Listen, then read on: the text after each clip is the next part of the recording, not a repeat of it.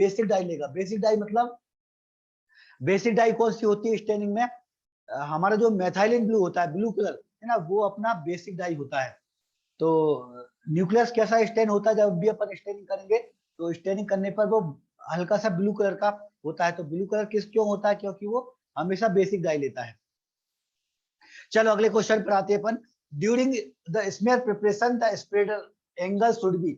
जब भी हम स्लाइड बनाएंगे, स्मेयर बनाएंगे, तो हमारा जो स्प्रेडर होता है उसका एंगल कितना होना चाहिए? देखो कुछ क्वेश्चन मैंने जानबूझ के कुछ ऐसे डाले थे जो अपने नोट्स में नहीं थे, और नोट्स बनाते टाइम मैं नोट्स के बारे में डिस्कशन करते टाइम मैं आपको हमेशा बोलता हूँ, नोट्स में ज्यादातर ऐसी चीजें हैं जो आपको मेमोराइज करना पड़ती है, बार बार याद करना पड़ती है। जो बेसिक प्रैक्टिकल आप कर रहे हैं, जिनको ज्यादातर स्टूडेंट को मालूम रहता है, वो मैंने नोट्स में जानबूझ के नहीं डाले। अगर मैं सारी ये रूल रेगुलेशन वाली चीजें अगर नोट्स में इंक्लूड कर दूं तो नोट्स तो काफी लेंथी हो जाएंगे। एक एक टॉपिक को अपन ने कोशिश की है कि हर टॉपिक जो है वो 3 या 4 पेज में ही कवर हो जाए। तो ये इस तरह की चीजें, जैसे कि हमारा स्प्रेडर है उसका एंगल कितना रखना चाहिए, मालूम है भाई अपन को शुरुआत से ही जैसे ही अपन ने स्लाइड बनाना शुरू किया था उस टाइम से ही अपन ने ये चीजों को पढ़ा है, याद किया है अपन ने। हम जब स्लाइड बनाते हैं तो हमारा जो स्प्रेडर का जो एंगल होता है वो 45 डिग्री का होना चाहिए। अब ये 45 डिग्री से हम थोड़ा बहुत कम या थोड़ा बहुत ज्यादा भी करते हैं। कब? वो पेशेंट के हीमोग्लोबिन पे बहुत ज्यादा डिपेंड करता है। अपन जब सैंपल लेते हैं तो या तो अपन देखो, अपन जब भी स्लाइड बनाएंगे तो हमारे पास सीबीसी की रिपोर्ट या तो पहले से ही होती है या नहीं भी होती, तो जितने भी टेक्नीशियन होते हैं उनको थोड़ा बहुत सैंपल को देख के अंदाजा लग जाता है कि भाई इसका हीमोग्लोबिन कम है या फिर नॉर्मल है। अगर कम होता है तो हम क्या करते हैं, अगर हीमोग्लोबिन कम हुआ मतलब पीसीबी अगर कम हुआ तो उसका जो एंगल होता है हम थोड़ा ज्यादा लेते हैं। ज्यादा एंगल लेने से क्या होगा, स्लाइड जो होगी वो थोड़ी सी थिक बनेगी। अगर हीमोग्लोबिन ज्यादा है तो उस कंडीशन में क्या करेंगे, हम एंगल को थोड़ा और कम कर देंगे। ऐसी कंडीशन में क्या होगी, स्लाइड जो होगी वो थोड़ी थिन बनेगी।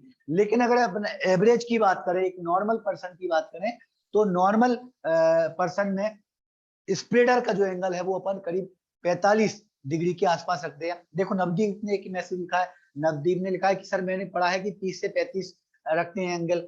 नवदीप एग्जैक्ट वैल्यू नहीं होती इसकी, हालांकि बुक में थोड़ा बहुत डिफरेंट है। आपने 30-35 कहाँ पे पढ़ा है आप ग्रुप में जरूर डालना मुझे मैसेज, तो अपन एक बार और रीचेक कर लेंगे। बाकी जिस बुक से मैंने रेफरेंस, देखो ज्यादातर जो क्वेश्चन है मैं जेओची से लेता हूँ, मैं आपको क्लियर करके बता दूं। जेओची को मैं बेस्ट बुक मानता हूँ।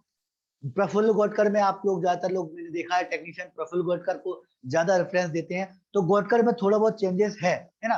तो आप लोगों ने कहाँ से रेफरेंस लिया है, थोड़ा बहुत अगर डिफरेंट आपको मिलता है तो आप ग्रुप पे डिस्कशन किया करो कि भाई सर गोडकर में तो ये दिया है या जीओची में ये दिया है, तो अपन उन पे और चीजों पे डिस्कस कर लेंगे। बाकी मैंने आपको बोला है भाई ये जो चीजें हैं उनमें थोड़ा बहुत डिफरेंट जरूर मिलेगा, बाकी 45% मेरे हिसाब से सही है। चलो नेक्स्ट क्वेश्चन पर आ गया हूं मैं। What is the suitable thickness? Blood instrument जो हम बनाते हैं, स्लाइड जो हम बनाते हैं, उसकी सुटेबल थिकनेस कितनी होना चाहिए, कितनी मोटी होना चाहिए? देखो नॉर्मल जब अपन बात करते हैं तो नॉर्मल बात करते टाइम अपन क्या बोलते हैं भाई, मोटाई कितनी होना चाहिए? पैथोलॉजिस्ट ये बोलता है कि भाई उससे हम न्यूज़पेपर को पढ़ सके, इतनी थिकनेस होना चाहिए। मतलब एक स्लाइड बनाने के बाद हम अगर उसको न्यूज़पेपर पे रखें तो न्यूज़पेपर में क्या लिखा है वो हमें पढ़ने में आ जाए, ऐसा बोलता है पैथोलॉजिस्ट। लेकिन वो बुक में इस तरह से कोई मेंशन नहीं है। बुक में क्या मेंशन है, हम जब भी स्लाइड बनाए तो स्लाइड बनाने के बाद वो थिकनेस जो है वो सिंगल सेल थिकनेस होना चाहिए। सिंगल सेल थिकनेस का मतलब क्या है भाई, आरबीसी एक के ऊपर नहीं होना चाहिए, मतलब इतनी थिक नहीं होना चाहिए कि आरबीसी एक के ऊपर एक हो रही है। ठीक है, तो सिंगल थिकनेस कब बनेगी, अगर शायद किसी का हीमोग्लोबिन बहुत ज्यादा है तो थोड़ी हम उसको थिन बना दो, किसी का हीमोग्लोबिन कम है तो थोड़ी थिक बना दो। तो थिकनेस जो वो हमेशा कैसी होना चाहिए, सिंगल सेल। जब भी हम माइक्रोस्कोप में देखें तो माइक्रोस्कोप में एक एक सेल जो है वो अलग अलग दिखे हमको, वो हमारी जो थिकनेस है वो हमारी सिंगल सेल थिकनेस कहलाती है। इस तरह के काफी सारे पॉइंट हैं जो बन सकते हैं, लेकिन एग्जाम में इस तरह के पॉइंट बहुत ज्यादा आते नहीं है। एक तो दूसरी चीज, इस तरह के पॉइंट बहुत ज्यादा हमको पढ़ने की जरूरत नहीं है। ज्यादातर ये प्रैक्टिकली चीजें होती है, जिन लोगों ने प्रैक्टिकली किया होता है प्रैक्टिकली वो आराम से ऐसे क्वेश्चन के आंसर दे सकते हैं। देखो एक क्वेश्चन और देखो इसी तरह का, 7वें नंबर का क्वेश्चन है, Leishman stain is prepared after adding 0.15 gram of Leishman staining powder. Leishman जो स्टेन हमारी होती है उसको हम लिस्मेन पाउडर से बनाते हैं, लेकिन उसमें हम किसमें घोलेंगे लिस्मेन पाउडर को, ये इसकी कंपोजिशन से आ गई है ना। मतलब कुल मिला के अपन ये कह सकते हैं लिस्मेन स्टेन की कंपोजिशन क्या क्या है। लिस्मेन स्टेन पाउडर तो है ही, लेकिन पाउडर के अलावा दूसरी क्या चीज है। तो एक बार आप नजर डालो ऑप्शन पे, पहले डिस्टिल वाटर, एसीटोन, मेथनॉल और H2SO4, ये चार हमारे ऑप्शन थे। चार में से सही जो हमारा आंसर था वो मेथनॉल, मेथनॉल हमारा सही आंसर था। क्यों है भाई, हम थोड़ा सा डिस्कस करते हैं। अपन ने जब थ्योरी क्लास पढ़ी थी परसों के दिन, तो अपन ने क्या पढ़ा था थ्योरी क्लास में, स्लाइड को स्टेनिंग करने के लिए हमारी 4-5 स्टेनिंग है, जैसे लिस्मैन भी है, फील्ड भी है, जिम्सा भी है। ये जो सारी स्टेनिंग है, ये सारी स्टेनिंग हमारी पॉलीक्रोमेटिक कहलाती हैं। रोमन-बास की स्टेनिंग भी हम इनको बोलते हैं। इनमें से ज्यादातर जो स्टेन होती है उसमें हम पहले स्लाइड को फिक्स करते हैं। जैसे अपन फील्ड स्टेन की बात करें, जिम्सा स्टेन की बात करें, तो इनमें पहले अपन स्लाइड बनाएंगे, स्लाइड बनाने के बाद पहले अपन उसको फिक्स करेंगे और उसके बाद फिर हम स्टेनिंग करते हैं। लेकिन लिस्मेन स्टेनिंग का भी आप लोगों ने किया होगा, लिस्मेन स्टेनिंग सभी लोगों ने किया होगा, बिल्कुल सबसे नॉर्मल सबसे कॉमन स्टेनिंग है लिस्मेन स्टेनिंग, और पैथोलॉजिस्ट इसको बहुत अच्छी स्टेनिंग मानते हैं लिस्मेन स्टेनिंग को। लिस्मेनिंग स्टेनिंग की प्रोसीजर आप लोगों ने देखी होगी, इसमें हम कभी भी स्लाइड को फिक्स नहीं करते। क्यों नहीं करते भाई, क्योंकि उसका एक रीजन है। लिस्मेनिंग स्टेनिंग में मेथनॉल पहले से ही ऐड होता है, मेथनॉल पहले से ही ऐड है। इसकी वजह से होता क्या है, जब हम स्टेनिंग करते हैं तो हमारी जो आरबीसी है, हमारी जो ब्लड है, वो स्टेनिंग के साथ साथ ही फिक्स भी हो जाता है, दोनों चीजें हो जाती हैं। तो लिस्मेनिंग स्टेनिंग जो रहती है उसमें मेथनॉल पहले से ही ऐड होता है। तो अपन जब इसकी कंपोजिशन पढ़ेंगे तो कंपोजिशन में क्या होता है, दो चीजें होती हैं, एक तो लिस्मेन पाउडर होता है और लिस्मेन पाउडर के बाद में उसमें मेथनॉल होता है। ठीक है, बाकी के जितने भी स्टेनिंग है, अगर अपन लिस्मेन को छोड़ दें तो लिस्मेन के अलावा जितने भी स्टेनिंग सॉल्यूशन हमारे होते हैं उनमें मेथनॉल से हम उनको डाइल्यूट नहीं करते, उनको मेथनॉल से डाइल्यूट नहीं करते, इसलिए अपन को पहले स्लाइड को फिक्स करना पड़ता है। जैसे अपन जिम्सा की बात करें, लिस्मेन के बाद दूसरी जो स्टेनिंग सबसे अच्छी वाली है वो हमारी जिम्सा है।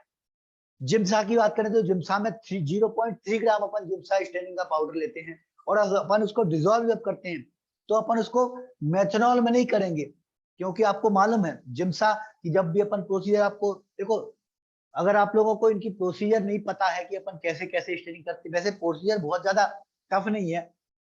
लिस्मेन में क्या करते हैं अपन, लिस्मेन में अपन ने स्लाइड बनाई, स्लाइड बनाने के बाद एक बार अगर वो सूख गई, सूखने के बाद फिर अपन लिस्मेन स्टेनिंग डाल देते हैं और फिर उसको पानी से, डिस्टिल वाटर से डाइल्यूट करके उसको 10 मिनट के लिए रख देते हैं। जिम्सा में कैसे करते हैं भाई, जिम्सा की स्टेनिंग करने के लिए तो और भी सिंपल है। सबसे पहले अपन स्लाइड को फिक्स करेंगे, इसमें अपन फिक्स करते हैं, जिम्सा हो चाहे फील्ड हो, दोनों में अपन पहले फिक्स करेंगे। फिक्स करने के बाद मेथनॉल से फिक्स करने के बाद जब वो सूख जाएगी उसके बाद अपन स्टेनिंग में डिप कर देंगे एक बार, और डिप करके बाद में अपन उसको स्लाइड को धो देते हैं। ठीक है, सिंपल सी प्रोसीजर है। तो प्रोसीजर को मैंने जानबूझ के इसलिए नोट्स में नहीं डाला क्योंकि एक तो एग्जाम में इस तरह के क्वेश्चन आते भी नहीं ज्यादा। तो जिम्सा में मेथनॉल नहीं होता, मेथनॉल नहीं होता तो क्या होता भाई, इसमें ग्लिसरॉल होता है ना। जिम्सा स्टेनिंग आजकल वैसे तो यूज बहुत कम होती है, और जो कॉमनली यूज नहीं होती उससे क्वेश्चन ज्यादा बनते भी नहीं है। लेकिन थोड़ा सा आपको याद रखना है दोनों का, एक तो लिस्मेन का, दूसरा जिम्सा का, दोनों की कंपोजिशन में एक डिफरेंट है। लिस्मेन में मेथनॉल ऐड होता है, जबकि जिम्सा को जब भी अपन बनाएंगे तो उसमें मेथनॉल की जगह पर ग्लिसरॉल ऐड होता है। ठीक है, तो ग्लिसरॉल का आप याद रखना। ठीक है, ये इस तरह से अपन जिम्सा करते हैं तो इसमें कुछ नहीं रहता भाई, पहले अपन मेथनॉल में स्लाइड को फिक्स कर लो, मेथनॉल में अपन ने स्लाइड को डिप किया, डिप करने के बाद फिर क्या किया, जब वो एक बार सूख गई तो उसको अपन ने जिम्सा में डिप कर दिया, है ना। जिम्सा में डिप करने के बाद धो के अपन ने स्लाइड देख ली, बस इतनी सिंपल सी प्रोसीजर है ना। तो प्रोसीजर को मैंने नोट्स में नहीं डाला है, आप लोगों ने कभी नहीं किया है तो आप एक बार बुक में, खासतौर पर बुक प्रैक्टिकल के मामले में गोटकर की बुक बेस्ट है, थ्योरी के मामले में ओची की बुक बेस्ट है। तो जो भी टेस्ट आप लोगों ने प्रैक्टिकली नहीं किया तो मेरी सजेशन ये है कि पहले आप उसको गोटकर में एक बार पढ़ लो, लेकिन आप लोगों ने प्रैक्टिकली बहुत अच्छे से किया है और आपको थ्योरेटिकल नॉलेज बहुत अच्छे चाहिए तो आप कोची को रेफरेंस करो, है ना। मेरे से कई स्टूडेंट पूछते हैं सर हम बुक कौन सी लें, कोई एक बुक लेना है तो हम कौन सी लें, है ना। तो मेरी तो गाइडेंस ये है कि आप दोनों ही बुक परचेज कर लें, एक गोटकर भी और दूसरी ओची भी। ओची थोड़ी सस्ती भी पड़ती है, गोटकर हमारी थोड़ी महंगी बुक है, 2000 के आसपास आती है। दोनों का यूज अलग अलग है। क्या यूज है दोनों का? अगर आप लोगों ने किसी चीज का प्रैक्टिकल नहीं किया है तो प्रैक्टिकल कैसे करेंगे वो हमें गोटकर बहुत अच्छा बताती है। लेकिन आप लोगों ने प्रैक्टिकल तो बहुत अच्छा किया है लेकिन उसके बारे में थ्योरेटिकल आपको नहीं मालूम, तो उसके लिए जेओची बहुत शानदार बुक है ना। अगर सिंगल बुक आपको से ये पूछो कि सर एक सिंगल ही बुक बताओ, हम एक ही बुक पढ़ सकते हैं, इतना टाइम नहीं हमारे पास कि हम ओची भी पढ़ें गोटकर भी पढ़ें, तो अब दोनों में अगर अपन कंपैरिजन करें तो जेओची गवर्नमेंट की तैयारी के हिसाब से जेओटी ज्यादा बेस्ट बुक है। ठीक है, चलो अगले क्वेश्चन पे आ गया हूं मैं। Daily requirement of iron for normal adult mail. Normal adult जो मेल होता है उसको डेली कितना आयरन खाना पड़ेगा, कितना आयरन उसको खाना चाहिए, ये क्वेश्चन है हमारा। और ये प्रीवियस पेपर से लिया मैंने पेपर, ये ईएसआईसी ने पूछा था ये क्वेश्चन। आंसर क्या है भाई? ईएसआईसी के पेपर आप लोगों ने देखे होंगे तो आंसर इसका 8 मिलीग्राम डेली। मेल पर्सन की बात करें तो मेल पर्सन जो होता है उनको डेली 8 मिलीग्राम की जरूरत होती है। फिर फीमेल जो रहते हैं उनको थोड़ी जरूरत ज्यादा पड़ती है, 10 मिलीग्राम। उनमें भी प्रेग्नेंट जो लेडी होती है उनको और ज्यादा जरूरत पड़ती है। ठीक है, तो रिक्वायरमेंट आयरन की अलग अलग सिचुएशन में अलग अलग होती है। किसी को एनीमिया है तो उसको आयरन ज्यादा लगेगा। अब आप लोगों ने नोट्स पढ़े होंगे तो नोट्स में एक लाइन आप लोगों ने पढ़ी होगी, हीमोग्लोबिन सिंथेसिस के लिए आयरन की कितनी जरूरत पड़ती है। आप लोगों ने नोट्स में ये लाइन पढ़ी होगी और उसमें क्या लिखा है आंसर भाई? आप लोग नोट्स अगर एक बार रिवाइज करोगे तो उसमें दिखोगे आप 25 मिलीग्राम अपन को डेली चाहिए हीमोग्लोबिन सिंथेसिस के लिए। लेकिन यहाँ पे तो 8 मिलीग्राम है, ईएसआईसी ने दिया था आंसर। क्यों है भाई इतना डिफरेंस? 25 मिलीग्राम हमको डेली चाहिए, बिल्कुल सही बात है, वो बिल्कुल गलत लाइन नहीं है। लेकिन हर दिन हमारी जो आरबीसी टूट रही है, आरबीसी के टूटने से जो आयरन रिलीज हो रहा है, निकल रहा है, वो पूरा का पूरा आयरन यूरिन या स्टूल में नहीं जाता है ना। उसमें हमारा क्या होता है भाई? ट्रांसफेरिन जो होता है उस आयरन को वापस पकड़ पकड़ के लेके आता है और लेके कहाँ आता है? लीवर में। लीवर में जाकर वो स्टोरेज हो जाता है आयरन फेरिटिन के रूप में, है ना। तो वो स्टोरेज आयरन हमारा बहुत ज्यादा यूज हो जाता है। थोड़ा बहुत आयरन करीब 5 मिलीग्राम के आसपास होता है, यूरिन और स्टूल के थ्रू चला जाता है। तो जो यूरिन स्टूल के थ्रू चला जाता है उतना ही आयरन हमको डेली चाहिए होता है ना। तो करीब 5 से लेकर 8 मिलीग्राम हमारा डेली यूरिन स्टूल के लिए चला जाता है, तो उतना ही हमको डेली खाना पड़ता है। बाकी 25 मिलीग्राम डेली हीमोग्लोबिन में लगेगा जरूर, लेकिन वो हमारे स्टोर जो रहता है उसी से यूज हो जाता है। ठीक है, तो ये आपको ध्यान रखना है। चलो अगले क्वेश्चन पे आते हैं। Total iron binding capacity in normal individual. Normal जो पर्सन होता है उसमें टोटल आयरन बाइंडिंग कैपेसिटी कितनी होती है? नोट्स में बिल्कुल डला है ये सेपरेट पॉइंट्स। और उसमें नोट्स में देखो 4 ऑप्शन है आपके पास और चारों ही ऑप्शन में बिल्कुल सेम डिजिट है, सेम वैल्यू है, कोई डिफरेंट नहीं है इसमें, लेकिन इनकी यूनिट में अंतर है। और मैं आपको हमेशा बोलता हूं, क्या बोलता हूं मैं आपको, कि आप जब भी नॉर्मल वैल्यू याद करो, किसी की भी नॉर्मल वैल्यू याद करो, नॉर्मल वैल्यू के साथ साथ उसकी यूनिट जरूर याद करना। नॉर्मल वैल्यू में आप देखोगे टोटल आयरन बाइंडिंग कैपेसिटी जो रहती है उसकी यूनिट जो है वो माइक्रोग्राम पर डेसीलीटर में। मतलब ट्रांसफेरिन जितने आयरन को बाइंड करता है वो 270 से लेकर 380 माइक्रोग्राम है। चारों में बिल्कुल यूनिट अलग अलग है ना। तो यूनिट हमारी कौन सी वाली सही है? पहली वाली जो यूनिट है वो एकदम सही यूनिट है ना। तो पहला आंसर इसमें बिल्कुल सही आंसर है। चलो अगले क्वेश्चन पे आता हूँ। थोड़ा सा आज अपनी क्लास में डिस्टरबेंस हो गया था तो आप लोगों का रिस्पॉन्स मैं डिस्कस नहीं कर पा रहा हूँ साथ साथ में। 11वें नंबर का क्वेश्चन, ये भी प्रीवियस पेपर का, एनएचएम 2019 ने एक क्वेश्चन पूछा था, बहुत अच्छा क्वेश्चन है भाई। क्वेश्चन क्या पूछा था? एनएचएम ने पूछा था कि भाई जो हमारे इरिथ्रोब्लास्ट होते हैं जिनमें आयरन एग्रीगेट हो जाते हैं और उनको देखने के लिए अपन एक स्पेशल स्टेनिंग भी करते हैं, फ्लूसन ब्लू स्टेनिंग। तो ये अगर आ रहा है तो ये हमें क्या इंडिकेट कर रहा है, कौन सा एनीमिया बता रहा है हमको? ये बहुत अच्छा क्वेश्चन था, इसलिए मैंने यहाँ पे क्लास में डाल भी दिया। अभी कविता तबीयत मेरी ठीक है, थोड़ा गला पता नहीं क्यों प्रॉब्लम दे रहा है 2-3 दिन से, ज्यादा ठंडा मंडा पी लिया था मैंने। हो जाएगा ठीक 1-2 दिन में, थोड़ा बहुत खांसी है, हो जाएगा। चलो तो भाई ये 4 हमारे ऑप्शन थे, plastic anaemia, iron deficiency, sideroblastic anaemia, megaloblastic anaemia. और प्रीवियस पेपर आप लोगों ने पढ़े होंगे तो जरूर 100% आप लोगों ने सही आंसर दिया होगा इसका, साइड्रोब्लास्टिक एनीमिया। साइड्रोब्लास्टिक एनीमिया में क्या होते हैं भाई, हमारे जो आयरन होते हैं वो प्रेसिपिटेट हो जाते हैं, इकट्ठे हो जाते हैं, स्टोरेज हो जाते हैं। अपन ने पढ़ा है साइड्रोब्लास्टिक एनीमिया। आप लोग एक बार नोट्स भी रिवाइज मारना एमसीक्यू की क्लास के बाद में। क्या होता है भाई साइड्रोब्लास्टिक एनीमिया में, बोन मैरो में ही आयरन स्टोरेज होने लगता है। आयरन स्टोरेज होने की वजह से आयरन क्या होता है, प्रेसिपिटेट होने लगता है। सॉरी, थोड़ा खांसी की वजह से डिस्टरबेंस हो रहा है। साइड्रोब्लास्ट में क्या होता है भाई, इस तरह की जो सेल होती है उसमें बोन मैरो में ये एक नई सेल बन जाती है, आयरन प्रेसिपिटेट हो जाते हैं। तो आयरन हमारी बॉडी में प्रेजेंट जरूर होता है लेकिन उसका यूज नहीं हो पाता, उससे नई आरबीसी नहीं बन पाती, नहीं उससे हीमोग्लोबिन नहीं बन पाता। ठीक है, तो उसकी की वजह से क्या होता है भाई, हीमोग्लोबिन जब ज्यादा नहीं बनेगा, कम बनेगा, तो उससे एनीमिया हो जाता है।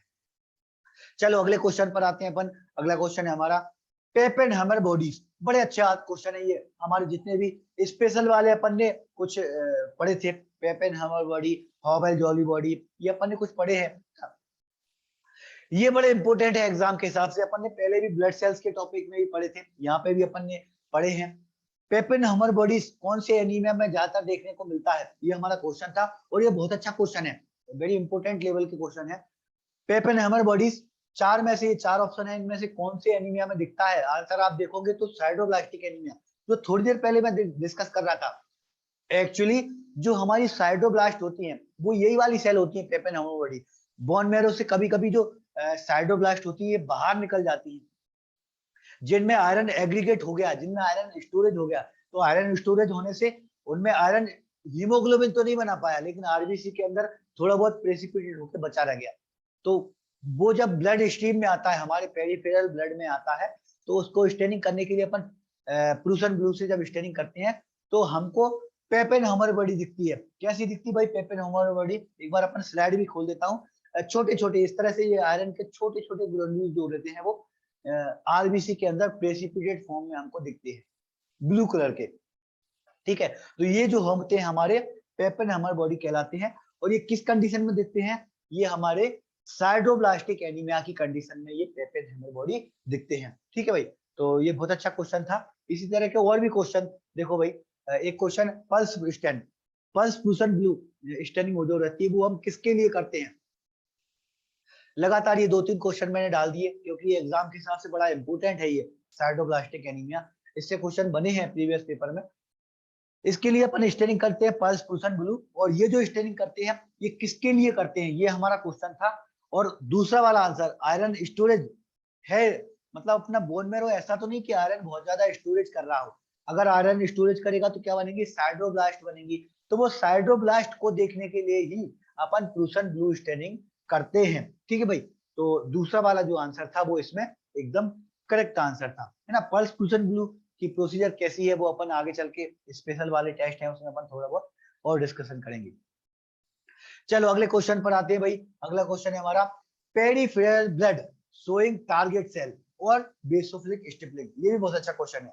अगर हम इसमें स्लाइड देखी, हमने स्लाइड देखी और स्लाइड में देखने के बाद हमने देखा कि उसमें टारगेट सेल है, बेसोफिलिक स्टिपलिंग है, तो वो कौन सी कंडीशन में हमको देखने को मिलेगा? चार हमारे ऑप्शन थे भाई, बीटा थैलेसीमिया, आयरन डेफिशिएंसी, साइटोब्लास्टिक और मेगालोब्लास्टिक। और इसमें हमारा करेक्ट आंसर जो था वो थैलेसीमिया। थैलेसीमिया की कंडीशन में जब हम स्लाइड देखते हैं, थैलेसीमिया में क्या होता है, हमको टारगेट सेल दिखते हैं। टारगेट सेल बड़ा इंपॉर्टेंट फीचर है इसमें। थैलेसीमिया की कंडीशन में टारगेट सेल कैसे होते हैं, देखो आप यहाँ पर मैंने इमेज डाली है। एक आरबीसी जो रहती है, आरबीसी के अंदर बीच में हमको स्टैंडिंग एरिया दिखेगा, जैसे दिखेगा हमको टारगेट। टारगेट का मतलब क्या होता है, जैसे आप लोगों ने मिलिट्री वालों का देखा होगा या मूवी में आप लोगों ने देखा होगा कि शूटिंग करते हैं, शूटिंग करने के लिए एक टारगेट रहता है। टारगेट में दो रिंग होती है, एक बड़ी वाली रिंग और एक छोटी वाली रिंग। छोटी वाली रिंग में अगर किसी का टारगेट लग रहा है मतलब उसका निशाना ज्यादा अच्छा सही है ना, तो वहीं से ये बर्ड निकला है टारगेट। तो उसी तरह की अगर आरबीसी हमको दिखती है तो वो हमारी टारगेट सेल कहलाती है। ये टारगेट सेल जो होती है वो हमको थैलेसीमिया की कंडीशन में ज्यादातर देखने को मिलती है। इससे एक और वर्ड बहुत अच्छा है, इसको भी आप नोट कर लेना, कोडोसाइट। टारगेट जो सेल होती है इनको अपन कोडोसाइट भी बोलते हैं, है ना। एक बहुत अच्छा वर्ड है, कभी कभी एग्जाम में कंफ्यूज करने के लिए थोड़ा बहुत जैसे मान लो मैंने यहाँ पे क्वेश्चन टारगेट सेल डाला था कि टारगेट सेल किस एनीमिया में दिखते हैं। अब इसी से क्वेश्चन ऐसा होता है कि कोडोसाइट कौन सी एनीमिया में दिखते हैं, कौन से कुछ तरह के उसमें दिखेंगे डिसऑर्डर में। तो अब अगर आपको ये तो मालूम है कि टारगेट सेल थैलेसीमिया में दिखते हैं, लेकिन ये नहीं मालूम कि टारगेट सेल को ही कोडोसाइट बोलते हैं, तो आप कंफ्यूज हो सकते हैं। तो दोनों को आपको मालूम होना चाहिए, टारगेट सेल जो होती है उनको अपन कोडोसाइट भी बोलते हैं, और ये किस में दिखते हैं, हमारे थैलेसीमिया की कंडीशन में हमको देखने को मिलते हैं। चलो अगले क्वेश्चन पर आ गया हूं मैं। In megaloblastic anaemia blood smear show, megaloblastic anaemia में जब अपन स्लाइड बनाएंगे तो वो किस तरह से क्या चीज हमको देखने को मिलेगी। ऑप्शन हमारे थे होवेल जॉली बॉडी, क्योवेट रंग, hyper segmented neutrophil, all of the above, ये हमारे ऑप्शन थे। क्या था भाई हमारा आंसर, तीनों जो ऊपर आप देख रहे हो, होवेल जॉली बॉडी, कैवोट रिंग और हाइपर सेगमेंटेड न्यूट्रोफिल्स, ये तीनों ही हमको मेगालोब्लास्टिक एनीमिया में देखने को मिलते हैं। मेगालोब्लास्टिक एनीमिया का सबसे अच्छा फीचर तो ये है कि आरबीसी थोड़े बड़े साइज की हो जाती है। एक बार मैं इसकी स्लाइड भी खोलता हूँ मेगालोब्लास्टिक एनीमिया की। देखो मेगालोब्लास्टिक एनीमिया में एक तो अपन को होवेल-जॉली बॉडी दिखेगा, है ना, और ये कैवोट रिंग, ये दो चीज दिखेगी। इसके अलावा ये देखो आप यहाँ पर मैक्रोसाइट एक दिख रही है आपको कॉर्नर में। ये तीनों फीचर एक साथ दिखते हैं हमको मेगालोब्लास्टिक एनीमिया में। क्यों होता भाई, उससे मैंने एक नेक्स्ट क्वेश्चन भी डाला। मेगालोब्लास्टिक एनीमिया भी बहुत अच्छा क्वेश्चन है, आगे एक और क्वेश्चन आएगा उसमें अपन आगे डिस्कस करेंगे। एक क्वेश्चन देखो आप, complete absence of alpha chain, अगर अल्फा चेन बिल्कुल ही नहीं बन पा रही है तो ये कंडीशन हमारी क्या कहलाएगी। अल्फा चेन बिल्कुल नहीं बन रही, अल्फा थैलेसीमिया, बीटा थैलेसीमिया, हाइड्रोफिटिलिस या फिर ऑल ऑफ द अबव, ये हमारा क्वेश्चन के आंसर थे, ऑप्शन थे, और आंसर हमारा हाइड्रोफिटिलिस था, है ना। इसमें थोड़े आप जरूर कंफ्यूज हुए होंगे। थैलेसीमिया के बारे में मैंने एक चीज आपको डिस्कस की थी कि भाई जो भी चेन थोड़ी कम बनती है वो उसका थैलेसीमिया कहलाता है। जैसे मान लो अगर अल्फा चेन थोड़ा कम बनने लगी तो वो हमारा अल्फा थैलेसीमिया कहलाएगा। अगर बीटा चेन कम बन रही है तो वो हमारा बीटा थैलेसीमिया कहलाएगा। लेकिन ये थैलेसीमिया वर्ड है, उसका मतलब है चेन कम बनना। इसका मतलब ऐसा नहीं है कि पूरी तरह से ही नहीं बन रहा। अगर पूरी तरह से ही नहीं बना तो उसके लिए एक अलग से मेडिकल टर्म है हाइड्रोफिटिलिस। अगर अल्फा चेन बिल्कुल ही नहीं बन पा रही है तो ये कंडीशन हमारी हाइड्रोफिटिलिस कहलाती है। तीसरा वाला जो आंसर था वो इसका एकदम करेक्ट आंसर था, है ना। यहाँ पर अगर कंप्लीट ना लिखा होता, अगर उसकी जगह सिर्फ इतना लिखा होता कि सप्रेशन, अल्फा चेन का सप्रेशन अगर है, मगर मतलब क्या हुआ, अल्फा चेन अगर कम बन रही है तो इसका मतलब क्या है, तब हमारा पहला वाला आंसर एकदम सही हो सकता था। अल्फा चेन अगर कम बनती है तो इस कंडीशन को अपन अल्फा थैलेसीमिया कहते हैं, ठीक है भाई। तो ये थोड़े मिलते जुलते शब्द रहते हैं, उसमें आपको कंफ्यूज नहीं होना है। चलो अगले क्वेश्चन पर आ गया मैं। अगला क्वेश्चन हमारा डेफिशिएंसी ऑफ विटामिन B12 और फॉलिक एसिड, फॉलिक एसिड और विटामिन B12, इसकी जो डेफिशिएंसी कमी होगी तो उसकी वजह से कौन सा एनीमिया होगा।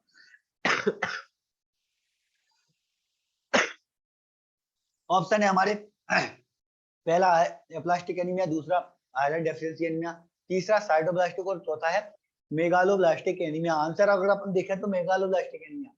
पढ़ा है अपन ने, नोट्स में पढ़ा था अपन ने, क्या पढ़ा था भाई अपन ने पढ़ा था विटामिन B12 और फॉलिक एसिड जब ये दोनों कम हो जाते हैं तो उनकी वजह से मेगालोब्लास्टिक एनीमिया हो जाता है। पहले भी अपन डिस्कस कर चुके हैं इसको, है ना। बहुत अच्छा क्वेश्चन है, इस तरह के क्वेश्चन एग्जाम में आते हैं।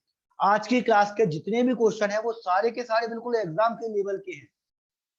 इनमें कोई भी एक सिंगल क्वेश्चन भी ऐसा नहीं है जो ऐसा हो जो बहुत ज्यादा इजी हो कि एग्जाम में नहीं आएगा, या बहुत ज्यादा टफ हो जो हमारे एग्जाम में नहीं आएगा।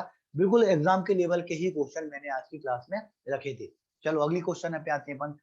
थोड़े कम भी क्वेश्चन रखे थे मैंने, हालांकि मुझे मालूम था डिस्कशन होगा, लेकिन आप लोगों के रिस्पॉन्स नहीं खोल पाया मैं साथ साथ में, तो डिस्कशन अपना थोड़ा कम चल रहा है। नेक्स्ट क्वेश्चन है हमारा, reduction in count of all blood cell series, जितनी भी सीरीज की सेल्स हैं उनमें अगर कमी आ जाती है तो इसको हम किसकी वजह से, देखो यहाँ पे रीजन भी लिखा था, बोन मेरो का एप्लासिया हो जाए, बोन मेरो अच्छे से काम नहीं कर पाए तो उसकी वजह से सारी की सारी ब्लड सेल्स नहीं बन पा रही हैं। तो वो हमारा किस तरह का एनीमिया कहलाता है, ये भी बहुत अच्छा क्वेश्चन है। ऑप्शन में हमारा पर्नीशियस, आयरन डेफिशिएंसी, साइटोब्लास्टिक, मेगालोब्लास्टिक, ये हमारे ऑप्शन थे और आंसर में हमारा पर्नीशियस एनीमिया।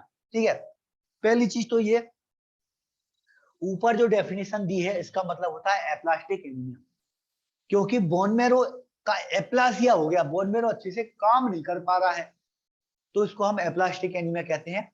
एप्लास्टिक एनीमिया का ही दूसरा एक और नाम है पर्नीशियस एनीमिया, है ना। तो ये आपको याद रखना है। जब तीनों तरह की सेल है ना, जब अपन ने सीबीसी लगाया तो सीबीसी में आरबीसी काउंट भी कम आया, डब्ल्यूबीसी काउंट भी कम आया और प्लेटलेट काउंट भी कम आया। तीनों चीजें अगर कमाई हैं तो इस तरह का जो एनीमिया होगा उसको अपन पर्नीशियस एनीमिया कहते हैं।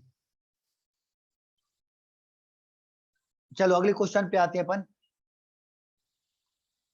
इन sickle cell anaemia abnormal haemoglobin is form. Sickle cell anaemia में कौन से तरह का एबनॉर्मल हीमोग्लोबिन बनता है, ये आपको बताना है। ऑप्शन देखें आप, HbF, HbS, HbA2 और Hb बार्ट, ये चार ऑप्शन थे आपके सामने। चार में से सही आंसर क्या था भाई हमारा, HbS, है ना। ये अपन ने जब हीमोग्लोबिन का टॉपिक पढ़ रहे थे तो अपन ने दो तरह के वेरिएंट पढ़े, एक नॉर्मल वेरिएंट और दूसरा अपन ने एबनॉर्मल वेरिएंट पढ़ा। यहाँ पर जो आप HbF देख रहे हो, पहले ऑप्शन में जो आप HbF देख रहे हो, HbA2 देख रहे हो और HbA2 देख रहे हो ना, ये दो जो है वो नॉर्मल वेरिएंट है। HbF एबनॉर्मल वेरिएंट नहीं है ना। ये मोस्टली अपने न्यूबॉर्न बेबी और फीटस मतलब माँ के पेट के अंदर के जो बच्चे होते हैं उनमें जो हीमोग्लोबिन होता है वो HbF होता है। HbA2 छोटे बच्चों में होता है, तो ये दोनों नॉर्मल है। बाकी HbS और Hb बार दोनों एबनॉर्मल है। HbS क्या होता है, ये अपन ने पढ़ा था वही एबनॉर्मल वेरिएंट में, जब चारों चेन अल्फा चेन होती है तो वो अपना Hb बार्ट कहलाता है ना, ये अपन ने पढ़ा था। तो वो थैलेसीमिया की कंडीशन होती है। सिकल सेल कंडीशन में क्या होता है, HbS बनता है हमारा। HbS के बारे में अपन ने क्या पढ़ा था आपको याद होगा, 26वें नंबर की ग्लूटामिक एसिड को जब लाइसिन कन्वर्ट कर देता है तो वो अपना HbS बनता है ना। इस तरह से अपन ने नोट्स में पढ़ा था, एक बार आप रिवाइज कर लेना। सिकल सेल एनीमिया में कौन सा हीमोग्लोबिन होगा हमारा, HbS जो होगा वो हमारा हीमोग्लोबिन सिकल सेल एनीमिया की कंडीशन में दिखता है। ठीक है, टोटल 20 क्वेश्चन ही रखे थे मैंने। तो लास्ट क्वेश्चन ये हमारा, in sickle cell trait patient contain normal lifespan डेडेस्ट। सिकल सेल ट्रेट में कितने परसेंट में HbS होता है, ये क्वेश्चन था, है ना। नॉर्मल लाइफ स्पेन में चार ऑप्शन आपके पास थे और नोट्स में आप लोग देखोगे तो नोट्स में ही ये बिल्कुल क्लियर मेंशन है। सिकल सेल ट्रेट जो रहता है उसमें 20 से लेकर 40% HbS प्रेजेंट होता है ना। इसमें थोड़ी सी कंफ्यूजन आई थी, एक स्टूडेंट ने, संजय ने बोला भी था कि सर इसको थोड़ा जरूर डिस्कस कर लेना। बिल्कुल डिस्कस करेंगे अपन। देखो, सिकल सेल एनीमिया दो तरह से हो सकता है ना। सिकल सेल डिसीज को अपन ने दो कैटेगरी डिवाइड की थी, पहला तो डिसीज और दूसरा है सिकल सेल ट्रेट। ट्रेट का मतलब क्या है, अपन इसको थोड़ा समझ लेते हैं। इसमें आपको दो वर्ड भी मिले होंगे, सिकल सेल डिसीज के आगे लिखा था होमोजाइगस और सिकल सेल ट्रेट के आगे लिखा था हेट्रोजाइगस। इसको अपन थोड़ा डिटेल में समझते हैं। होमोजाइगस और हेट्रोजाइगस को एक्चुअली अपने माता पिता से जो भी बच्चों में प्रॉपर्टी जा रही, जो भी क्वालिटी जा रही है वो जीन के थ्रू जा रही है, और जीन जितने भी होते हैं वो जोड़े में प्रेजेंट होते हैं। ये अपन ने सेल के टॉपिक में पढ़ा था। टोटल 23 जोड़े होते हैं जीन के, है ना। उनमें 23 में से एक तो सेक्स क्रोमोसोम होता है, उसको आप हटा दो।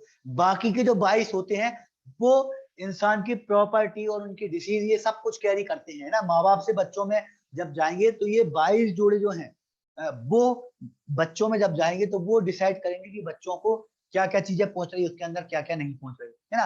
अब मान लो माँ बाप में, माँ में या बच्चे बाप में, है ना, दोनों में से कोई एक या फिर दोनों में अगर किसी माँ बाप जो है, पेरेंट जो है, उनको अगर सिकल सेल की प्रॉब्लम है, सिकल सेल की प्रॉब्लम हुई तो क्या होगा भाई, कभी कभी ऐसा हो सकता है कि उनका एक जीन, मतलब देखो उनमें से एक जो 22 जोड़े जीन है ना, उनमें से ऐसा हो सकता है कि उनमें से आधे जीन जो है वो सही हो, आधे जीन जो हो वो सिकल सेल डिसीज वाले हो। तो अगर माँ बाप से बच्चों में जब वो जीन जा रहे हैं तो हो सकता है कि उसमें आधे जीन, मतलब आधे जीन जो गए वो कैसे गए, सिकल सेल डिसीज वाले, और आधे जो गए वो नॉर्मल वाले गए। तो होगा क्या, जो बच्चा पैदा होगा है ना, उसमें आधे जीन जो होंगे तो वो तो नॉर्मल इंडिविजुअल के होंगे, आधे जीन जो होंगे वो सिकल सेल वाले होंगे।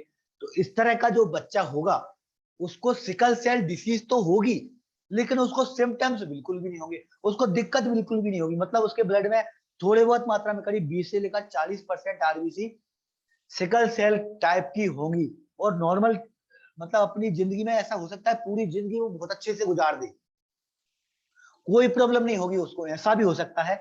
लेकिन उससे 20 से लगभग 20 से 40% उसकी आरबीसी जो होंगी वो सिकल सेल वाली होंगी। लेकिन जब उसकी आगे फिर उसकी औलादे होंगी, जब उसकी आगे जब बच्चे होंगे तो उनको फिर दोबारा सिकल सेल एनीमिया हो सकता है। ऐसा हो सकता है कि उसके बच्चे जो होंगे वो 100% एचबीएस वाले पैदा हों। तो वो उसके जीन पे डिपेंड करेगा, है ना। तो जब सिर्फ 20%, 20 से लेकर 40% ही एचबीएस किसी में प्रेजेंट हो, तो इसको अपन बोलते हैं सिकल सेल ट्रेट। और सिकल सेल ट्रेट की खासियत ये है कि ऐसा जो पेशेंट होता है उसको सिम्टम्स कुछ भी नहीं आते, उसको दिक्कत कुछ भी नहीं होगी, और बल्कि उसके लिए तो ये फायदेमंद ही होता है। फायदेमंद क्यों? क्योंकि सिकल सेल ट्रेट वाले जो मरीज होते हैं उनको मलेरिया पैरासाइट कभी भी इन्फेक्ट नहीं कर पाता। ये बहुत अच्छी खासियत होती है इन लोगों की। मतलब इनके बॉडी के अंदर अगर मलेरिया पैरासाइट चला भी जाए तो वो उनकी आरबीसी पे कोई भी फर्क नहीं कर पाता, सिकल सेल ट्रेट वालों को। तो सिकल सेल ट्रेट वालों को नुकसान बिल्कुल भी नहीं होता, बल्कि एक फायदा भी है, उनको मलेरिया कभी भी नहीं होता पूरी जिंदगी में, है ना। नुकसान क्या है? नुकसान सिर्फ इतना ही है कि उनके जब उनको तो दिक्कत कुछ भी नहीं है, लेकिन जब उनके बच्चे पैदा होंगे तो उनको हो सकता है सिकल सेल की एनीमिया हो जाए, पूरा का पूरा सिकल सेल डिसीज हो जाए, है ना। तो ये उसके जीन पे डिपेंड करेंगे कि जीन में आधे जीन गए हैं या पूरा का पूरा जीन गया। जैसे यहाँ पे देखो ये एक ग्राफ दिया है ना, इस ग्राफ को आप समझते हुए चलो। यहाँ पे देखो नीचे बच्चे लिखे, ऊपर माँ बाप लिखे हैं। माँ बाप में दो माँ बाप हैं, माँ या बाप दोनों कैरियर हैं, ठीक है। तो कैरियर में क्या मतलब है कि इनमें 20-40 आधे जीन जो होंगे वो सिकल सेल डिजीज वाले होंगे। तो आधे जीन में से वो बच्चे को कैसे कैरी कर रहे हैं? अगर कोई भी जीन नहीं जा पाया बच्चे में तो उसको प्रॉब्लम होगी ही नहीं। मान लो थोड़े बहुत आधे जीन जो चले गए उसको, सिकल डेल डिसीज वाले, है ना। आधे में से मतलब मान लो दोनों माँ और बाप दोनों ही सिकल सेल डिसीज वाले थे, आधे जीन माँ के आधे जीन बच्चों के गए। तो अगर बच्चा में सिर्फ आधे जीन ही सिकल सेल डिसीज के आ पाए तो इस कंडीशन में क्या होगा भाई, बच्चा जो होगा वो सिर्फ कैरियर ही बन के रह जाएगा। कैरियर मतलब उसको खुद को कोई प्रॉब्लम नहीं होगी, उसके आगे जब बच्चे होंगे तो हो सकता है उनको सिकल सेल एनीमिया हो जाए। तो ये जो कंडीशन है इसको अपन सिकल सेल ट्रेट कहते हैं, है ना। सिकल सेल ट्रेट, इसमें भी अगर उसको पूरे के पूरे जीन सिकल सेल डिसीज वाले चले गए तो वो जो पेशेंट होगा उसको सिकल सेल डिसीज हो जाएगी, मतलब उसको सिकल सेल एनीमिया हो जाएगा। उसकी आरबीसी सिकल सेल में कन्वर्ट होंगी, हीमोलिसिस होने लगेगा, है ना। उसको फिर ब्लड डोनेशन की जरूरत पड़ने लगेगी, है ना।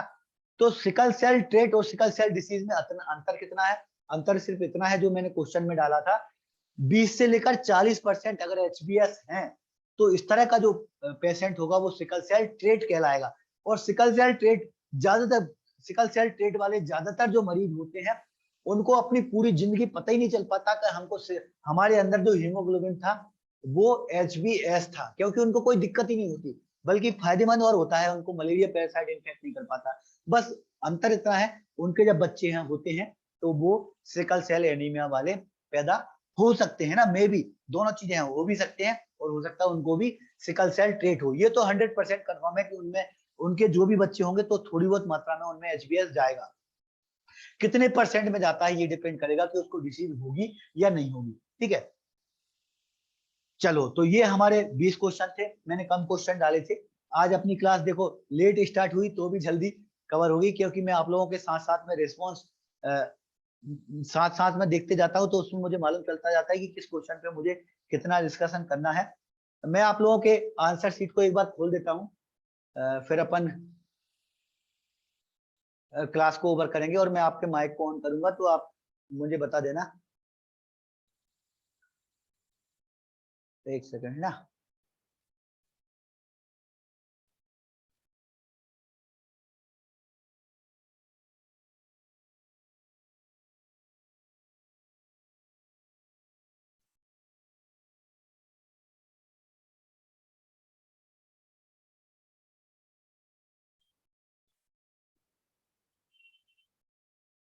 चलो अब मैं नॉर्मल अपने बेसिक वाली स्क्रीन पे आ गया हूँ और मैं आप लोगों को रिजल्ट बता देता हूँ एक बार खोल के।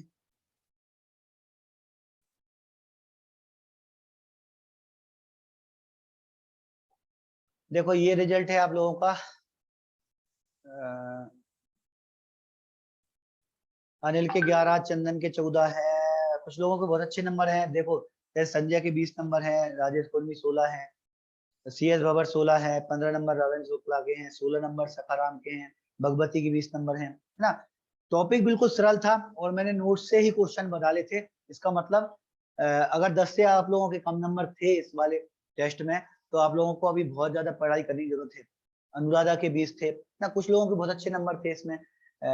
भगवती के, ये प्रजापति के 19 थे। इसके अलावा भगवती के भी अच्छे थे, मैंने थोड़ी देर पहले देखा था। भगवती के 20 थे, है ना। चलो अब मैं आपके माइक ऑन कर रहा हूँ और आप कोई डाउट है तो आप पूछे। क्वेश्चन मैंने थोड़े कम डाले थे, थोड़ा हेल्थ इश्यू की वजह से मैंने थोड़ा लगा था कि क्वेश्चन कम करेंगे। सर कल क्लास है वो MCQ का वो है क्या टेस्ट? हाँ कल टेस्ट रहेगा अपना हेमेटोलॉजी का। आप लोगों को मैं लिंक भेज दूंगा, तो लिंक मैं भेजूंगा आपको एग्जाम की शाम को और 4। क्लास क्लास भी रहेगी क्या वो? कल क्लास का ऑफ रखा है मैंने, वैसे तो मुझे रखना चाहिए था संडे का, पर एक दिन का मैं रेस्ट ले रहा हूँ क्योंकि अभी 2-3 दिन से मेरी तबीयत वैसी खराब चल रही है। तो कल संडे मैंने ऑफ रखा है, लेकिन ऑफ की जगह पे अपन ने टेस्ट रखा है ना, तो आप वीकली टेस्ट कल देना उसको फिर अपन। सर हाँ सर कितने क्वेश्चन होंगे अपने टेस्ट में? क्वेश्चन देखो मैं कोशिश करूंगा करीब 50 तो मैं बना ही दूंगा हेमेटोलॉजी में ना, सिर्फ हेमेटोलॉजी के ही रखे हैं तो 50 क्वेश्चन का टेस्ट रखिएगा आप लोग, है ना। मेरी कोशिश रहेगी 50 क्वेश्चन कर दूं टोटल। सर इसमें एनीमिया में थोड़ा मैं भी कंफ्यूज था, क्वेश्चन तो मुझे भी समझ में आ रहे थे और कोई समझ में नहीं आए थे, तो सर हाँ ये इस टॉपिक को एक बार आप मुझे रिपीट करवा दें सर। चलो देखते हैं अपन, या तो मंडे के दिन रिकॉर्डेड क्लास रहेगी तो उसके लिए मैं अलग से क्लास रिकॉर्ड कर लूंगा। हालांकि ये रिकॉर्ड हो चुकी है क्लास। आप लोगों को अगर ज्यादा डाउट है तो आप मुझे व्हाट्सएप करना, तो अपन रिवीजन में एडजस्ट कर लीजिएगा सर। क्या बोल रहा संजय? रिवीजन में एडजस्ट कर दीजिएगा। हाँ रिवीजन में अपन एडजस्ट कर लेंगे, कोई चीज समझ में नहीं आए तो अपन उसको रिवीजन में एडजस्ट कर लेंगे। सर जो लास्ट वाला क्वेश्चन था, हाँ हाँ हाँ कविता बोलो। उसका परसेंटेज समझ नहीं है, किस चीज का परसेंट है? HbS, haemoglobin S. Haemoglobin S मतलब किसी के ब्लड है, उसमें ब्लड में 20 से 40% आरबीसी में हीमोग्लोबिन एस होगा, बाकी 60% आरबीसी में नॉर्मल हीमोग्लोबिन होगा, HbA वाला। नॉर्मल हीमोग्लोबिन कौन सा होता है हमारा? HbA। और एबनॉर्मल हो गया अगर सिकल सेल एनीमिया आती है, एबनॉर्मल कौन सा हो गया? HbS। मतलब 40% आरबीसी में हीमोग्लोबिन एस है और 60% आरबीसी में हीमोग्लोबिन ए है। संजय 100 क्वेश्चन का अपन एक बार अपने जो पूरा सिलेबस हो जाएगा फिर अपना जो मैथ रीजनिंग चालू होगा, तो मैंने ये रखा है कि डेली की डेली अपन 100 क्वेश्चन, डेली नहीं तो अपन बीच बीच में वीकली अपन रख लिया करेंगे 100 क्वेश्चन। ठीक है, तो फिलहाल आप प्रैक्टिस आप मुझ पर छोड़ दो, आप फिलहाल थ्योरी पे ध्यान दो, है ना। बहुत सारे स्टूडेंट नए भी हैं। कोशिश करूंगा अगर 100 बन गए तो अपन 100 कर देंगे, अदरवाइज 50 क्वेश्चन तो मैं मिनिमम रखूंगा। सर इसमें क्या कहते हैं, जो लास्ट वाला अपना 20 नंबर का क्वेश्चन था उसमें आपने जो सिकल सेल्स के बारे में पूछा, जैसे सर अगर फादर को हुआ और मदर को सिकल सेल्स नहीं है तो बेबी को सिकल सेल्स प्रेजेंट रहेगा ना किसी भी एक? हाँ बिल्कुल, देखो बहुत अच्छा क्वेश्चन अवदीप ने पूछा है।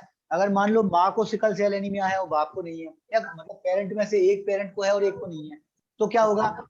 इनमें से एक के जीन, जैसे मान लो पिता को सिकल सेल एनीमिया है ना, तो उसके 2 जीन हैं। अब 2 जीन में से अगर एक जीन नॉर्मल वाला जीन चला गया तो उसको बच्चे को होगा ही नहीं, ऐसा भी हो सकता है। लेकिन उसका एक जीन चला गया सिकल सेल डिसीज वाला, तो उस कंडीशन में बच्चा कैसा पैदा होगा? उसको सिकल सेल ट्रेट वाला। सिकल सेल ट्रेट वाला मतलब बच्चे को पूरी पूरी लाइफ उसको दिक्कत नहीं होगी, लेकिन उसके न्यूबॉर्न में भी जो उसका खुद का फिर बच्चा होगा तो उसको फिर सिकल सेल एनीमिया हो सकता है। मतलब अपने आसपास के जितने अपने साथ वाले जितने लोग घूम रहे हैं उनमें से कितने लोगों को सिकल सेल ट्रेट है, ये अपन को मालूम ही नहीं है कितने लोग सिकल सेल ट्रेट वाले हैं। ठीक है, मालूम कब तब चलता है जब उनके बच्चे होते हैं उनको sickle cell anaemia. Sir sickle cell में एक को सिकल सेल ट्रेट रहेगा और एक नॉर्मल रहेगा, तो हाँ, सिकल सेल ट्रेट में क्या होता है, डिसीज तो है लेकिन उसमें सिम्टम्स कुछ नहीं है ना। और सिकल सेल डिसीज में क्या है, सिकल सेल डिसीज में सिम्टम्स भी हैं, साथ साथ में सिम्टम्स भी पेशेंट को होते हैं।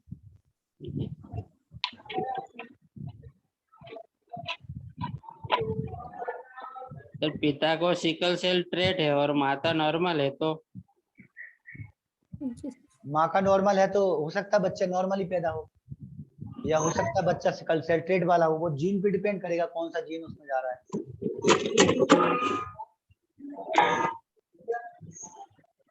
ठीक है, वो बाकी फिर इतने बहुत ज्यादा आप उसमें मत जाना। लेकिन सर इसमें ये कंपलसरी रहेगा, जैसे कल सर तो वो 20 से 40% ही होगा, ये कंपलसरी है। हाँ, 40% से ज्यादा हुआ तो फिर तो उसको डिसीज हो जाएगी।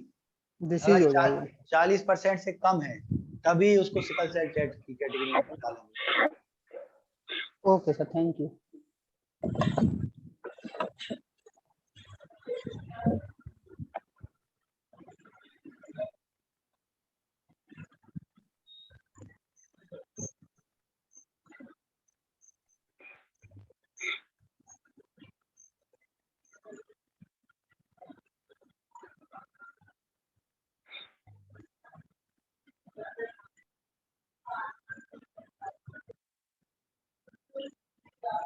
चलो तो भाई मैं आज की क्लास को ओवर कर रहा हूँ।